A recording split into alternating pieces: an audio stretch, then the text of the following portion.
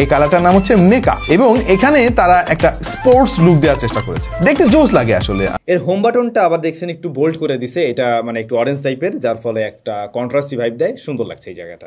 ডিসপ্লেটা খুব সুন্দর ভাই, 6.67 ইঞ্চের একটা AMOLED full HD plus E sports display তারা এখানে ব্যবহার করেছে, যার রিফ্রেশ রেট হচ্ছে 120 হার্টজ।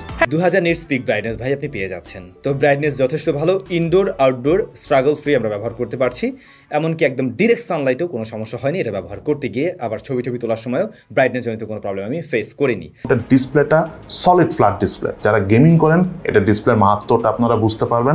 সার্কুলার এই ডায়াগ্রামের ভেতরে রয়েছে একটা পালস লাইট, এবং এইটা নোটিফিকেশন আসলে এই লাইটটা জ্বলতে থাকবে, চার্জিং এর সময় লাইট জ্বলবে। আপনি চাইলে এটাকে কাস্টমাইজ করে বিভিন্ন রূপে ব্যবহার করতে পারবেন। এটা দিয়ে পাবজির ক্ষেত্রে আমরা দেখছিলাম 90 FPS পাওয়া যাচ্ছে। ইভেন এইটাতে গেমিং এর জন্য বেশ কিছু ডেডিকেটেড মোডও দেওয়া আছে। সাইড বার থেকে আপনারা গেমিং এর জন্য আলাদা আলাদা মোড পেয়ে যাবেন, যেমন জিটি মোড রয়েছে, নর্মাল মোড রয়েছে, তারপর জিটি বুস্ট রয়েছে, যেগুলোতে আপনারা যে গেম বুস্ট করবে এবং সর্বোচ্চ পারফরমেন্স দিতে পারে তখন এর প্রসেসরের।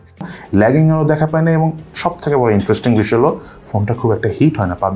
পাবজি গেমস বা free fire type games on an average 100 FPS এর মতো পেলে কিন্তু গেমিং এক্সপিরিয়েন্সটাও সেই লেভেলের হয়। সো গেমিং করে এই ফোনটা নিয়ে আমাদের খুবই ভালো লেগেছে। টানা 2 ঘন্টা ফ্রি ফায়ার খেলার পরেও এই ফোনটিতে যথেষ্ট ভালো চার্জ অবশিষ্ট থাকছিল এবং ফোনটি যথেষ্ট ঠান্ডা ছিল। আর এতক্ষণ গেম খেলার পরেও এই ফোনটি ঠান্ডা থাকার কারণ ছিল এর ভেতরে থাকা বায়োনিক কুলিং সিস্টেম, যেখানে cutting edge bionic cooling technology ব্যবহার করে রিয়েলমি তাদের এই ফোনটিকে অতিরিক্ত গরম হওয়ার হাত থেকে বাঁচিয়ে দিয়েছে। নর্মাল যদি আমি ইউআই এক্সপিরিয়েন্সের কথা বলতে চাই, অ্যাপ ওপেনিং অ্যাপ ক্লোজিং আমরা কোনো ধরনের কোনো ডিলে দেখা পাইনি, ঠিকঠাক আছে আমি যদি বলি ফোন হিসাবে।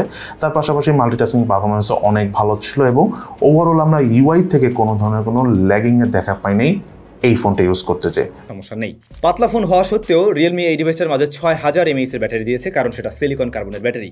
ফর দ্য ফার্স্ট আমরা বোধহয় অফিসিয়াল ফোনে সিলিকন কার্বন দেখছি না। ইভেন বাইপাস চার্জিং সিস্টেম এটা সাপোর্ট করছে, যারা গেমিং করবেন, গেমিংয়ের টাইমে আপনি চাইলে চার্জে লাগিয়েও গেমিং করতে পারবেন, সেক্ষেত্রে ব্যাটারি ব্লাস্ট হয়ে যাওয়ার পসিবিলিটি নেই, কারণ বাইপাস চার্জিং টেকনোলজি এতে দেওয়াই আছে। ভাই ছবির কোয়ালিটি যথেষ্ট ভালো, আমরা বিভিন্ন লাইটিং কন্ডিশনে এই ক্যামেরা দিয়ে ছবি তুলেছি প্রচুর, এবং খেয়াল করে দেখেন প্রচুর ডিটেল ধরে রাখতে পেরেছি। 69, 68 এর রেটিংও পেয়ে যাচ্ছেন আপনারা এই ডিভাইসটাতে, চাইলে খুব সহজেই পানিতে ভিজাতে পারবেন, আন্ডার ওয়াটার ফটোগ্রাফিও করতে পারেন, সমস্যা নেই। এরকম প্রাইস পয়েন্টে অফিসিয়াল যত ডিভাইস রয়েছে তাদের থেকে পাবজিতে আপনি একটু বেশি মজা পাবেন, এটুকু বলাই যেতে পারে। এবং আমাদের কাছে ওভারঅল প্রাইস বিবেচনায় বেশ ভালোই লাগলো এটা পারফরম্যান্স। অফিসিয়াল মার্কেট থেকে 42,000 টাকা বাজেটে একটি গেমিং ফোন কিনতে চাচ্ছেন, তারা এই ফোনটিকে আপনাদের বিবেচনায় রাখতে পারেন। Realme 14, performance beyond limits.